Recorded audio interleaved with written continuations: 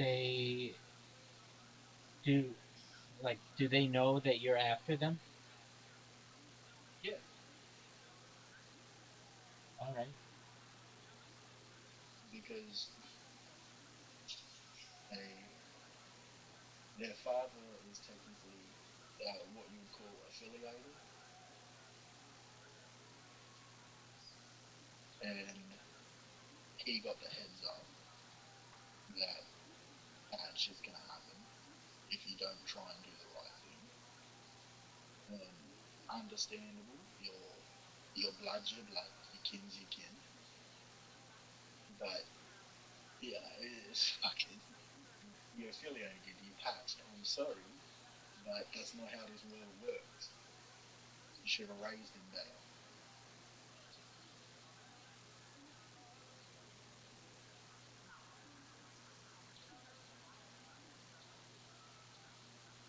Well, that's quite a shocking thing. I wish there was something I could do to help you. Nah, I appreciate the yarn, Rabbi. Trying to stay calm myself. Right.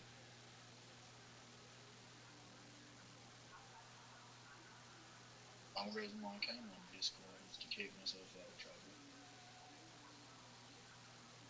All right. Well, I'm watching podcasts. Feel free to.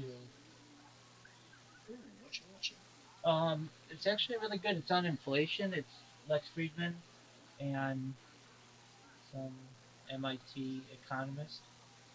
So feel free to enjoy, my friend. I'm watching it now. Alrighty. Or almost ahead of you slowing down, you come up with another innovation, another innovation. It's like Moore's law doesn't seem to happen in every technological advancement. It seems like you only get a couple of S curves and then you're done for a bit. So I wonder what the pressures there are that resulted in such success over several decades. Still going.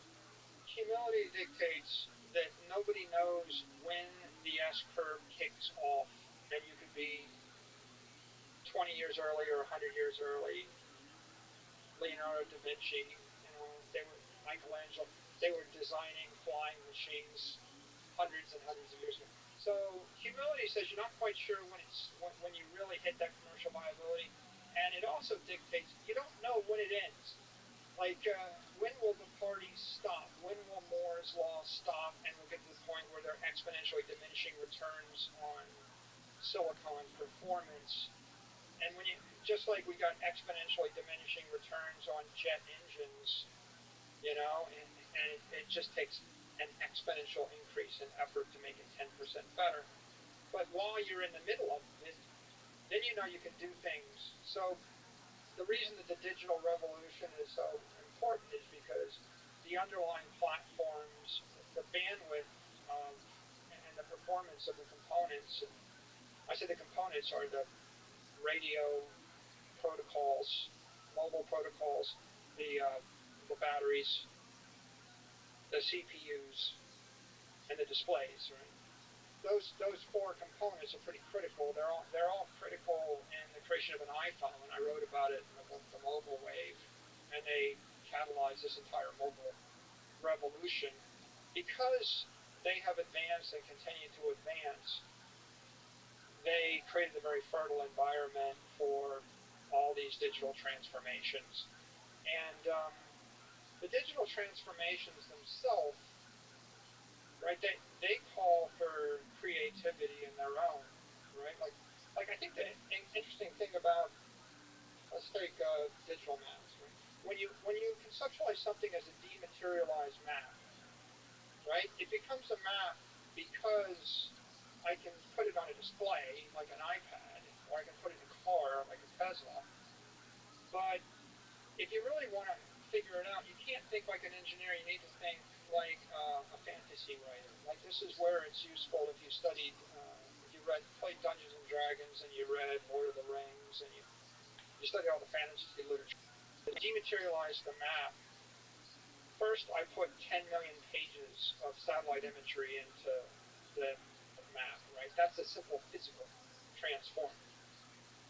But then I start to put telemetry into the map, and I keep track of the traffic rates on the roads, and I tell you whether you'll be in a traffic jam if you drive that way, and I tell you which way to drive. And then I start to get feedback on where you're going, and I tell you the restaurant's closed and people don't like it anyway. And then I put an AI on top of it, and I have it drive your car for you.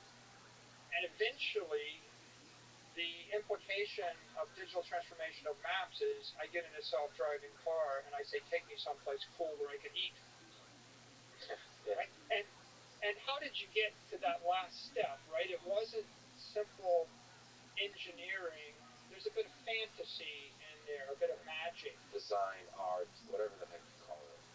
It's whatever, yeah, fantasy injects magic into the engineering process. Like imagination, like precedes great revolutions in engineering. It's like imagining a world of what you could do with the display. How will the interaction be? That's where Google Glass actually came in. Augmented reality, virtual reality. People are playing the space of sci-fi, imagination. They called a moonshot. They tried, didn't work, but to their credit, they stopped trying. Right? And then there's new people. They keep dreaming. Like, dreamers all around us. I love those dreamers, and most of them fail and suffer because of it. But some of them win Nobel Prizes or become billionaires.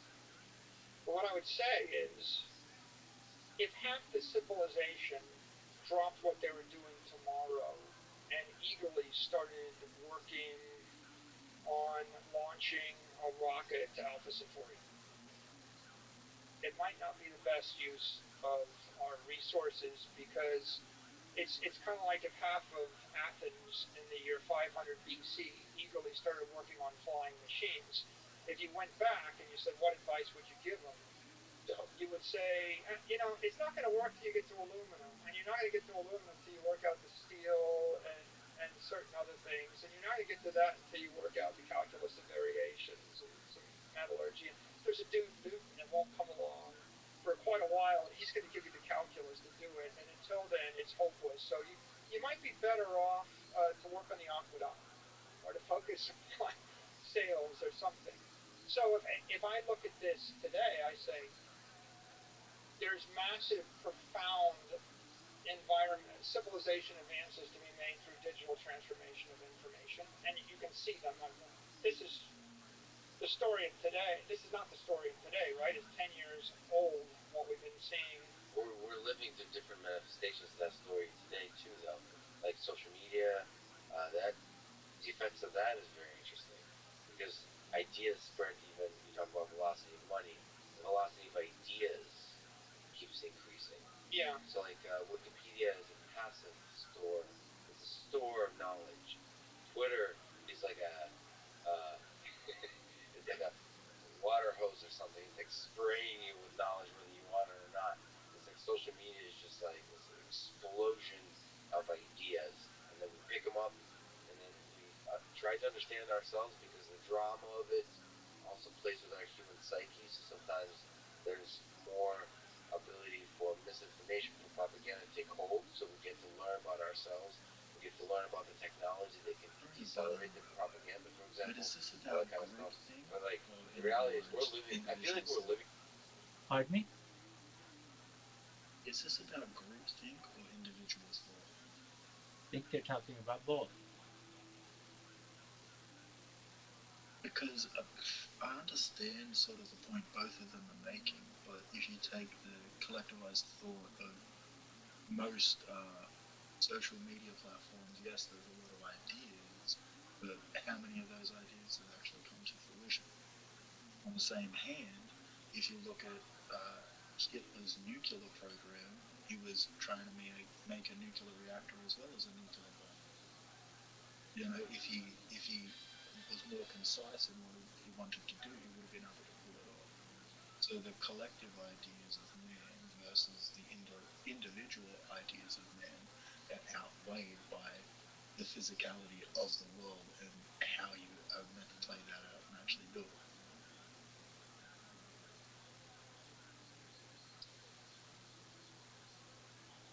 Quite interesting. I don't disagree. I'm just listening to what they have to say. My bad for interrupting. No, no, no. Feel free to interrupt whenever you have a thought. I think uh, maybe they'll explain more what they mean. But please interrupt whenever you have a thought. Living through a singularity in the digital information space, and we're not, we don't have a great understanding of exactly how it's transforming our lives. This is where money is useful as a metaphor for significance, because if money is the economic energy of the civilization, then something that's extraordinarily lucrative, that's going to generate a monetary or a wealth increase, is a way to increase the net energy in the civilization. And ultimately, if we had 10 times as much of everything, we'd have a lot more free resources to pursue all of our advanced scientific and mathematical and theoretical endeavors. So let's take Twitter. Right? Twitter is something that could be 10 times more valuable than it is. Right? Twitter could be made 10 times better. No, by the way, I should say that people should follow you on Twitter. Your Twitter account is awesome. Thank you. It can be made 10 times better, yeah. Yeah, Twitter can be made 10 times better. If we take YouTube or take education, we could generate a billion PhDs. And the question is, do you need any profound breakthrough in materials or technology to do that? The answer is not really. Right. So if you want to, you could make Apple, Amazon, Facebook, Google, Twitter, all these things better. The, the United States government, if they took 1% of the money they spend on the Department of Education and they simply poured it into digital education, and they gave degrees to people that actually met those requirements, they could provide 100x as much education for 1/100th of the cost, and they could do it with no new technology. That's a marketing and political challenge. So I don't think every objective is equally practical. And I think the benefit of being an engineer or thinking about practical achievements is when the government pursues an impractical objective, or when anybody, an entrepreneur, not so bad with an entrepreneur because they don't have that much money to waste. When a government pursues an impractical objective, they squander trillions and trillions of dollars and achieve nothing.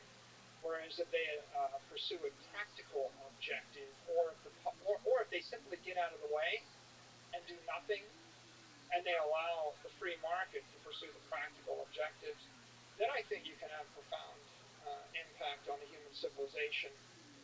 And if I look at the world we're in today, I think that there are multi-trillion, 10, 20, $50 trillion worth of opportunities in the digital information realm yet to be obtained. But there's hundreds of trillions of dollars of opportunities in the digital energy realm that not only are they not obtained, the majority of people don't even know what digital energy is. Most of them would reject the concept. They're not looking for it. They're not expecting to find it. It's inconceivable because it is a paradigm shift. But in fact, it's completely practical, right under our nose. It's staring at us, and it could make the entire civilization work dramatically better in every respect.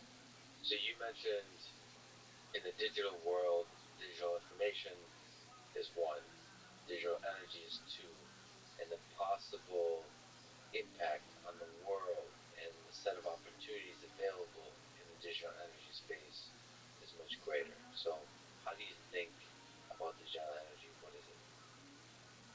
So I'll start with Tesla. He had a very famous quote. He said, if you want to understand the universe, think in terms of energy, vibration, and frequency. And it gets you thinking about what is the universe. And of course, the universe is just all energy. And then what is matter? Matter is low frequency energy. And what are we? We're vibrating, ashes to ashes, dust to dust. I can turn a tree into light. I can turn light back into a tree. If I consider the entire universe. And it's very important because we don't really think this way. Let's take the New York disco model. What if I walk into a nightclub and there's loud music blaring in New York City? What's really going on there? Right? If you blast out 14 billion years ago, the universe is formed. Okay, that's a low frequency thing. The universe, 4.5 billion years ago, the sun, maybe the earth are formed. The continents are 400 million years old. The shift that New York City is on is some hundreds of millions of years, but the Hudson River is only 20,000 years. There's a building that's probably 50 years old. There's a company operating that disco or that club, which is 5 to 10 years old. There's a person, a customer, walking in there for an experience for a few hours. There's music that's oscillating at some kilohertz, and then there's light, and you have all forms of energy, all frequencies, right? All layered, all moving through different mediums. And how you perceive the world is a question of at what frequency do you want to perceive the world. And I think that once you start to think that way, you're catalyzed to think about what would digital energy look like, and why would I want it, and what is it? So why don't we just start right there? What is it? The most famous manifestation of digital energy is Bitcoin. Bitcoin's a crypto asset. It's a crypto asset that has monetary value. Can we just linger on that? Bitcoin is a digital asset that has monetary value. What is a digital asset? What is monetary? Why use those terms versus the words of money and currency? Is there something interesting in that disambiguation of different terms? I call it a crypto asset network. The goal is to create a $1 billion block of pure energy in cyberspace. One that I could then move with no friction at the speed of light. Right? It's the equivalent to putting 1 million pounds in orbit. How do I actually launch something into orbit? Right? How do I launch something into cyberspace such that it moves friction free?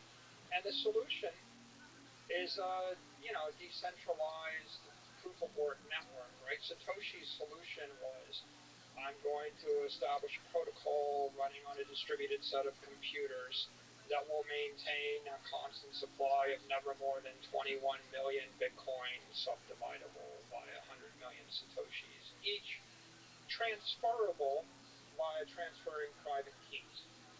Now, the innovation is to create that in a ethical, durable fashion. Right? The ethical innovation is, I want it to be property and not a security. A bushel of corn, an acre of land, a stack of lumber, and a bar of gold, and a Bitcoin are all property. And that means they're all commonly occurring elements in the world. You could call them commodities, but commodity is a little bit misleading, and I'll tell you why in a second. But they're all distinguished by the fact that no one entity or person or government controls them. If you have a barrel of oil, and you're in Ukraine versus Russia versus Saudi Arabia versus the US, you have a barrel of oil, right? And it doesn't matter what the premier in Japan or the mayor of Miami Beach thinks about your barrel. They cannot wave their hand and make it not a barrel of oil or a cord of wood, right? And so property is just a naturally occurring element in the universe, right? And why use the word ethical? I'm sorry I may interrupt occasionally. Why ethical assigned property? Because if it's a security would be an example of a share of a stock or a crypto token controlled by a small team. And in the event that something is a security because some small group or some identifiable group can control its nature, character, supply, then it really only becomes ethical to promote it or sell it pursuant to fair disclosures. So I'll give you maybe a practical example. I'm the mayor of Chicago. I give a speech. My speech, I say, I think everybody in Chicago should own their own farm and have a chicken in the backyard and their own horse and an automobile. That's ethical. I give the same speech and I say, I think everybody in Chicago should buy Twitter stock, sell their house or sell their cash and buy Twitter stock. Is that ethical? Not really. Well, at that point, you've entered into a conflict of interest because what you're doing is you're promoting an asset which is substantially controlled by a small group of people, the board of directors or the CEO of the company. So how would you feel if the President of the United States said, I really think Americans should all buy Apple stock? You would, especially if you worked at Google, or if you worked anywhere, you'd be like, why isn't he saying buy mine? Right? A security is a proprietary asset in some way, shape, or form.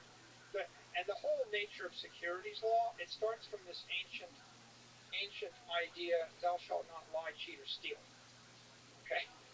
So if I'm going to sell you securities, or I'm going to promote securities as a public figure or as an influencer or anybody else, right? If I create my own yo-yo coin or Mikey coin, and then there's a million of them, and I tell you that I think that it's a really good thing and Mikey coin will go up forever, right? Everybody buys Mikey coin, and then I give 10 million to you and don't tell the public, right? I've cheated them. Maybe if I have Mikey coin and I think there's only 2 million Mikey coin, and I swear to you there's only 2 million, and then I get married and I have 3 kids, and my 3rd kid is in the hospital, and my kid's going to die, and I have this ethical reason to print 500,000 more Mikey coin, or else people are going to die, and everybody tells me it's fine. I've still abused, the investor, right? It's an ethical challenge. If you look at ethics laws everywhere in the world, they all boil down to having a clause which says that if you're a public figure, you can't endorse a security. You can't endorse something that would cause you to have a conflict of interest.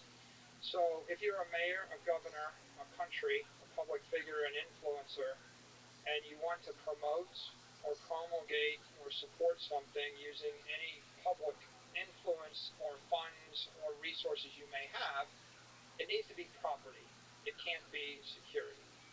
So it goes beyond that, right? I mean, like, what the Chinese want to support an American company, right? As soon as you look at what's in the best interest of the human race, the civilization, you realize that if you want an ethical path forward, it needs to be based on common property, which is fair. And the way you get to a common property is through an open, permissionless protocol. If it's not open, right, if it's proprietary and I know what the code says and you don't know what the code says, that makes it a security. If it's permissioned, if you're not allowed on my network, or if you can be censored or booted off my network, that also makes it a security. So when I talk about property, I mean, the challenge here is, how do I create something that's equivalent to a barrel of oil in cyberspace? And that means it has to be a non-sovereign bearer instrument, open, permissionless, not censorable, right? If I could do that, then I could deliver you 10,000 dematerialized barrels of oil, and you would take settlement of them, and you would know that you have possession of that property, irregardless of the opinion of any politician or any company or anybody else in the world. That's a really critical characteristic, and it actually is. It's probably one of the fundamental things that makes Bitcoin special. Bitcoin isn't just a crypto asset network. It's easy to create a crypto asset network. It's very hard to create an ethical crypto asset network because you have to create one without any government or corporation or investor exercising undue influence to make it successful. Open, permissionless, non-censorable.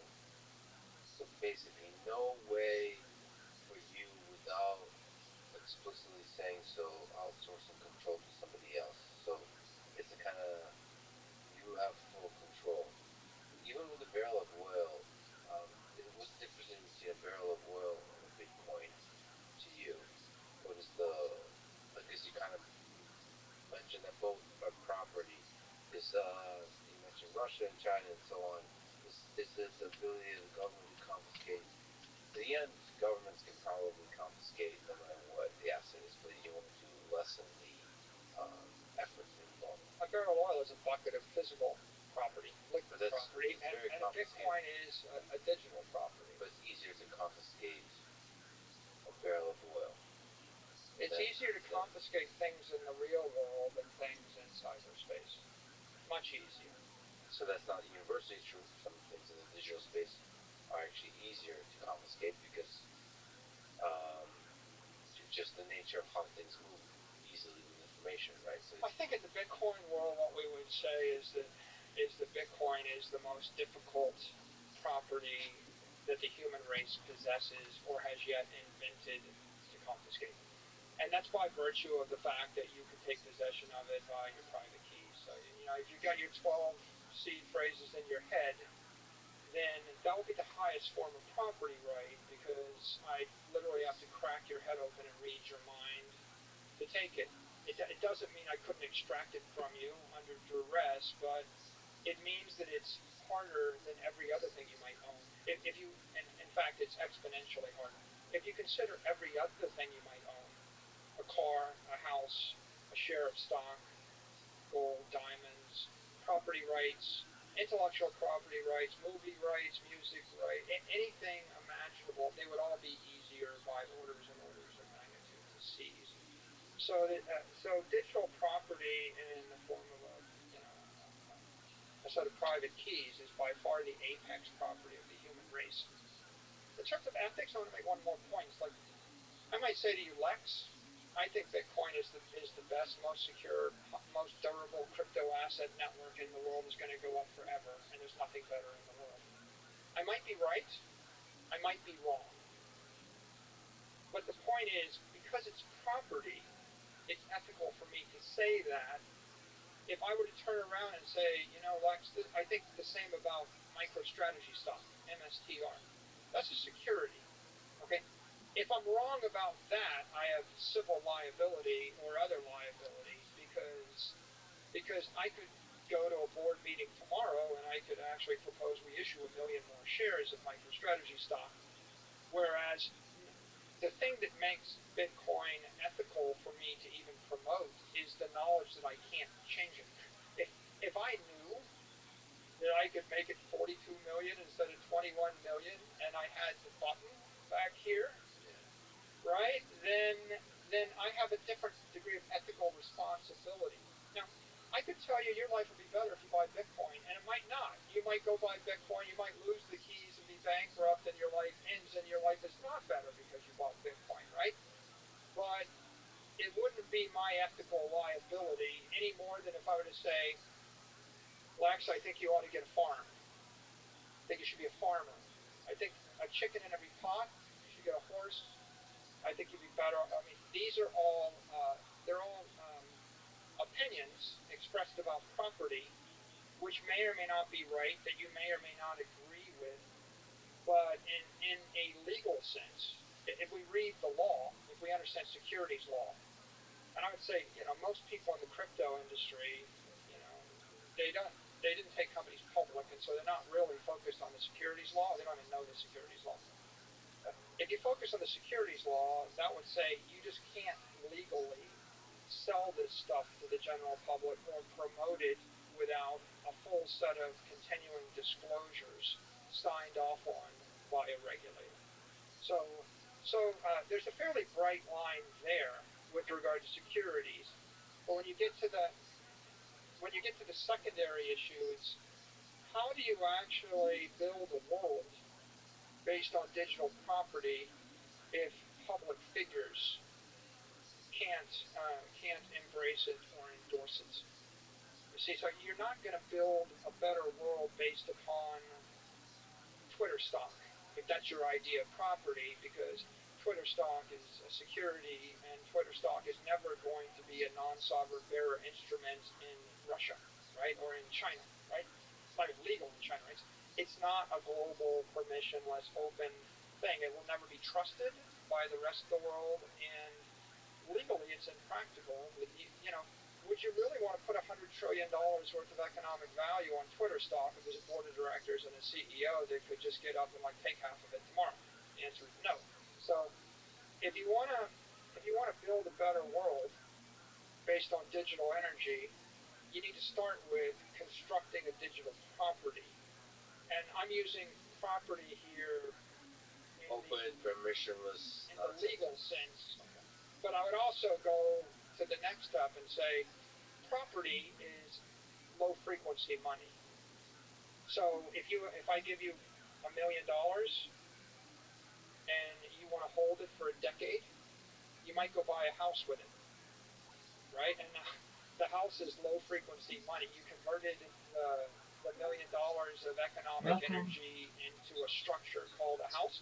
Maybe after a decade, you might convert it back into energy. You might sell the house for currency, and it'll be worth more or less depending upon the monetary climate. The frequency means what here?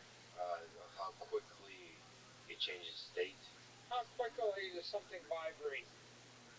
So if I transfer $10 from me to you for a drink, and then you turn around and you buy another, right? We're vibrating on a frequency of every few hours, right? The energy is changing hands. But it's not likely that you sell and buy houses every few hours, right? The frequency of a transaction in real estate is every 10 years, every 5 years. It's a much lower frequency transaction. Learning about psychology. And think about psychology and when you think about figure out why what's people going are on motivated here, to behave you have the way they do. extremely low frequency And things, I am which we'll call been on property, this for a couple of and years you now. have And mid-frequency and I'm things, home we call them too, money, making friends. currency, and then You you know, have it's just high like frequency, the nastiest that's energy. people ever And being that's why so I use mean the to each other. illustration of you got the In building, like you ways got that the like I light, don't even know if they and would you got the sound, and do they're all in just real life. I think energy moving at it's just so different bizarre. frequencies. Now, Bitcoin And is like magical. getting And to a point where like it is is there truly any the like innovation. real It's decent like a singularity like servers out there because it like decent represents the heavy first nice time people in the like history of the it's, human race that we I managed try to to be create good, God. a digital property, properly understood. It's easy to create something digital, right? Every coupon and every skin on Fortnite and Roblox and Apple TV credits and all these things, they're all digital something, but they're securities, right? Shares of stock are securities. Whenever anybody transfers, when you transfer money on PayPal or Apple Pay, you're transferring in essence a security or an IOU. And so transferring a bearer instrument with final settlement in the internet domain or in cyberspace, that's a critical thing. And anybody in the crypto world can do that. All the cryptos can do that. But what they can't do, what 99% of them fail to do, is be property. They're securities. Well, there's a line that's explore further. For example, what about when you in Coinbase or something like that, when there's an exchange that you buy Bitcoin in, you start to move away from this kind of some of the aspects that you said makes up property, which is this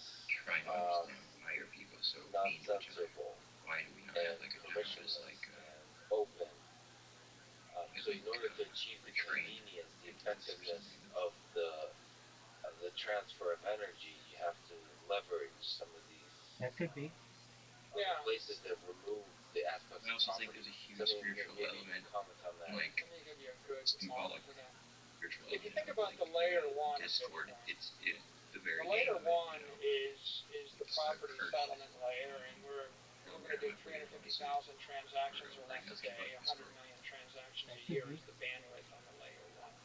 And it would be an ideal Yeah, I've layer never one been to a move $1 huge billion fan of the name. from point A to point B with massive security.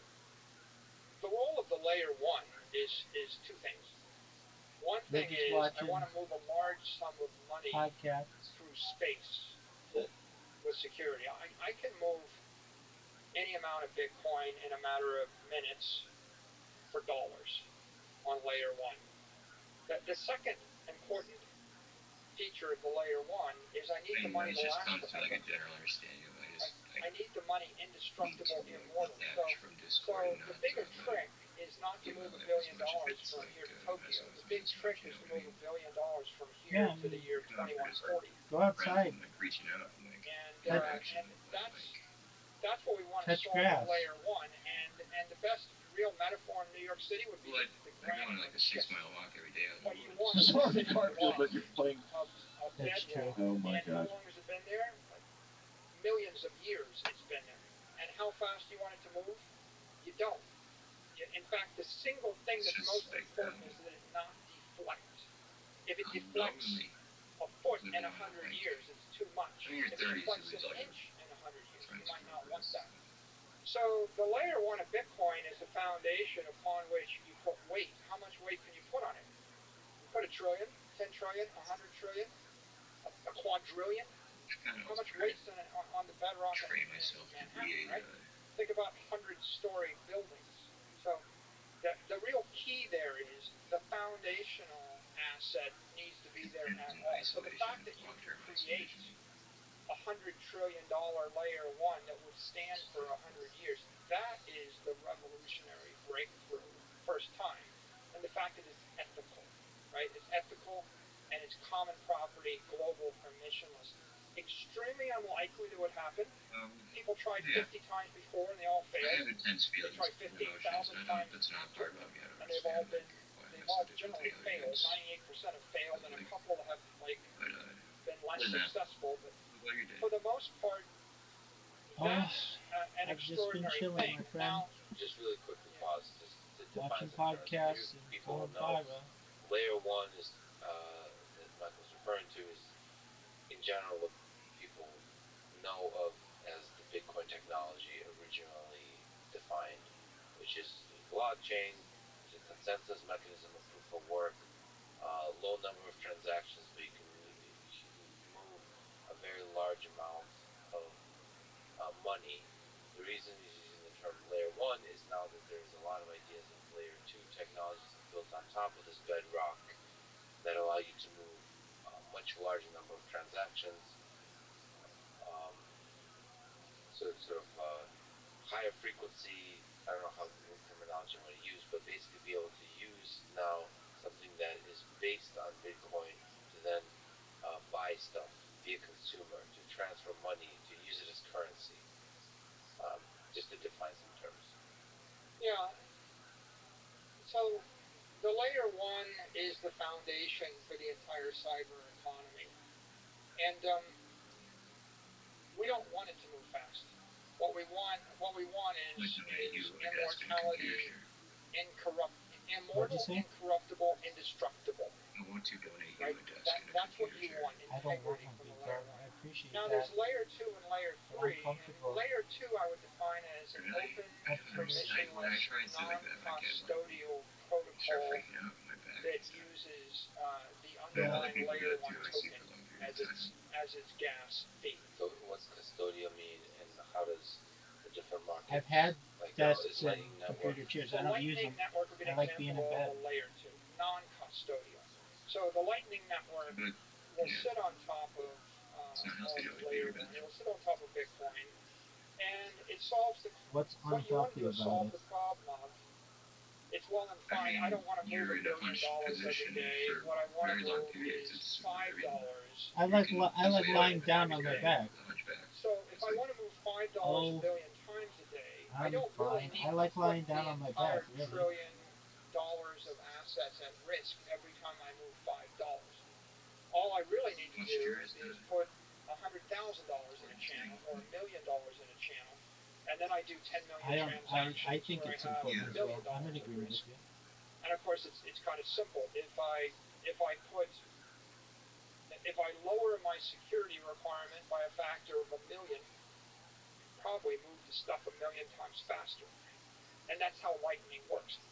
It's non-custodial because there's no there's no corporation or custodian or counterparty you're trusting, right? There's the risk of moving through the channel, but Lightning is an example of how I go from 350,000 transactions a day to 350 million transactions a day.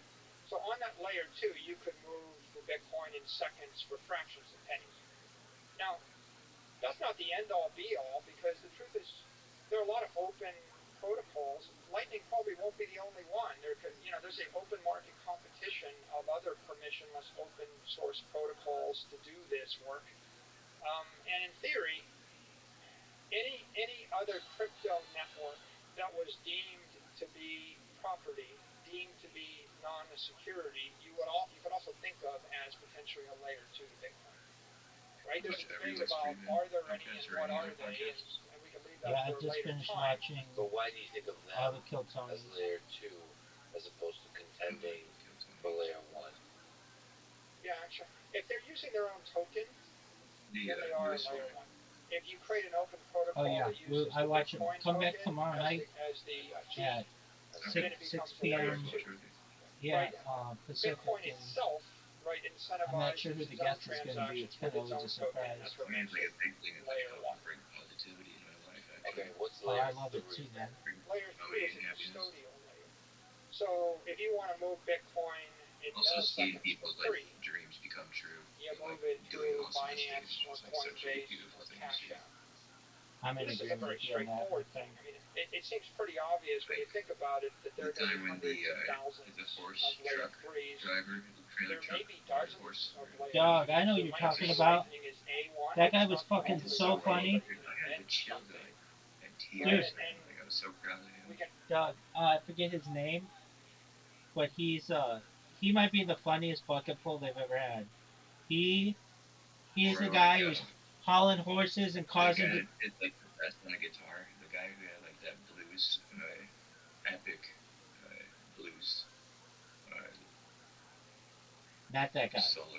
That was somebody. Everyone. I was just. That was different. I hunted him down on Instagram and I congratulated him. Like I was so proud of him because I know a lot of people who are like in bands and stuff. I like the guy. So I like the guy who says, "I'm hauling horses and causing divorces." That guy's hilarious. he had something to say or everything. He was the funniest. Yeah, he was very funny. Yeah, he absolutely did.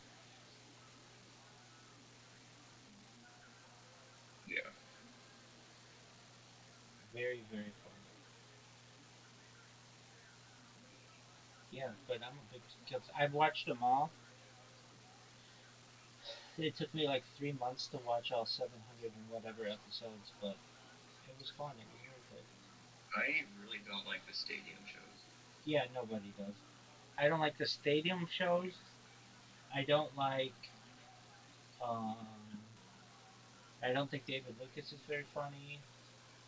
I don't think that. He's hit or miss. When he's roasting, he's good. Yeah, I don't like Hans Kim, you're not alone. There are a lot of people who don't. but I don't love Rick or whatever. Yeah, no, I know who you're talking about. Rick. Yeah, But he. the new Hanzo Shempetsuda or whatever, the Japanese guy, I, he's I think that. fucking awesome. I think that guy. So I don't think he's that good. You don't think he's funny? No. It could just be personal preference, but um, I don't think he's funny. I think that guy from Houston, the newest bucket pull, or I don't maybe second newest bucket pull after that guy from Japan. Or Golden State, you mean? Yeah. Yeah, He has been on the. Who's the real quiet new golden ticket guy? Everyone thinks he's autistic and he plays some piano. Yeah, He's really great too. I think he's pretty funny. Um, I think that Cam can be funny, but he also can he could be hit and miss. Um, See, that's the thing. Like, it's just like some characters, like, just are funny characters, right? yeah, William And so Montgomery. that's why like people are laughing about the Japanese guy type shit. You know, it's just a character you laugh at, but I mean, I'm not saying you I know what don't I think mean? he's like completely funny. Like they did that thing at that poke restaurant or whatever, that sushi restaurant, like a Mm. couple weeks ago, and that was okay. Um, I think that I think for I, bad reviews. I think William Montgomery is fucking hilarious. Yeah. He's the highlight of the show. He's made the show go on, like continue on, yeah, for sure. Yeah, Um, but he's insane. I think that Um, I think that Artie Matty is pretty funny. Murray Manny. Oh yeah, he's a prodigy. Harvey Maddie is an incredible stand-up. Just I think that who else do I think is funny? Um, what do you think of Bert Kreischer? I think he's not funny at all. He's He sucks. Doug, despicable. I'm in his subreddit just to see people rip on his ass. He sucks. I have I think a Reddit post of mine that got at least like 1,000 upvotes of Hans Kim when he flipped off Matt and Shane after they did not vote for him during that stadium thing. Dude, he lost. He lost that stadium thing.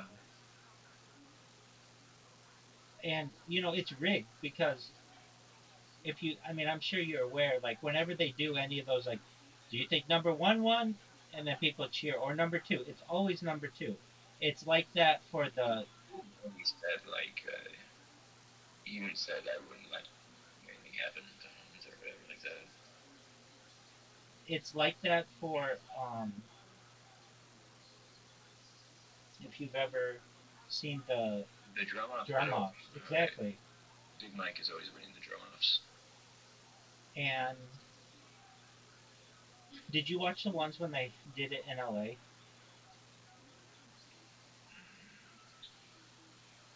Was that when the crowd was like terrible?